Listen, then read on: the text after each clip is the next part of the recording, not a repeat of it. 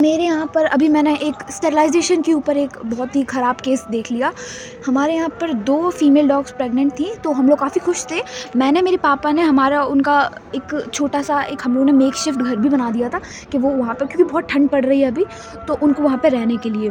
तो उनमें से जो ओल्डर डॉग थी, जो कि वो ज़्यादा डोमिनेंट, जो कि ज़्यादा अग्रेसिव टाइप की थी, वो कंटिन्यूअसली कई सालों से बच्चे दे रही है, जो कि बहुत ही ख़राब चीज़ है, क्योंकि उनके ऊपर भी क्रोनिकली स्ट्रेस बढ़ जाता है, हार्मोनल डिसबैलेंस हो सकता है, काफ़ी कुछ हो सकता है। बट मुझे इस बारे में नॉलेज नहीं थी कि हमें स्टेरिलाइज़ेशन करानी चाहिए इन लोगों की।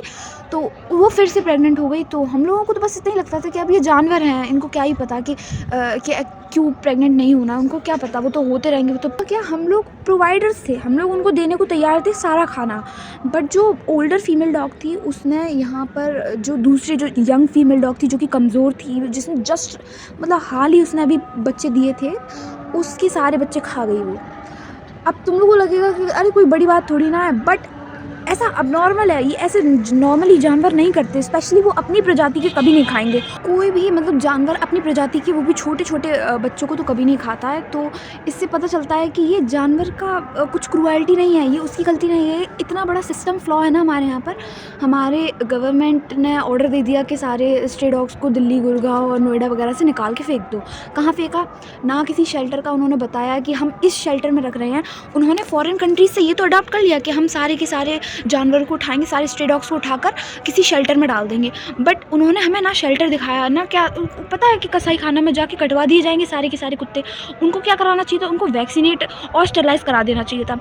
अब देखना, अगर तुम एक कॉलोनी के सारे कुत्तों को स्टेरलाइज करा दोगे तो अग्रेशन कम होगा उनके अंदर। वो ज़्यादा से ज़्यादा मतलब जो पपीज़ होते हैं ना, उनकी संख्या कम हो जाएगी। जितने भी यंग डॉग्स हैं वो लोग फिर कम अग्रेसिव होंगे, क्योंकि देखना, हर जानवर को अपने बच्चे बहुत ज़्यादा प्यारे होते हैं, और जितने उनके बच्चे होंगे वो ज़्यादा अग्रेसिव होंगे।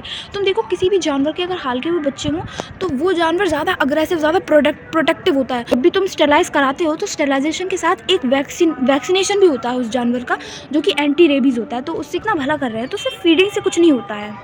अब दूसरी चीज़, हम लोग कैसे, अगर जैसे तुम्हारी कॉलोनी में बहुत सारे जानवर हैं, स्पेशली अगर बहुत टाइम से जानवर प्रेग्नेंट हो रहे हैं और वो बच्चे कर रहे हैं, तो उनके ऊपर भी स्ट्रेस आ रहा है, तो आप किसी भी अपने लोकल म्यूनसिपैलिटीज़ को या फिर एनजीओ को कांटेक्ट कर सकते हैं। अब बात क्या होती है कि एनजीओ जो होते हैं बहुत ही अंडर फंडेड है, मतलब, और इतनी ज़्यादा पॉपुलेशन है तो वो ओवरवेल्म हो जाते हैं। मतलब इतने सारे उनके पास प्रॉब्लम्स आती हैं, तो वो इतनी छोटी चीज़ पे वो तुम्हें रिएक्ट नहीं करेंगे।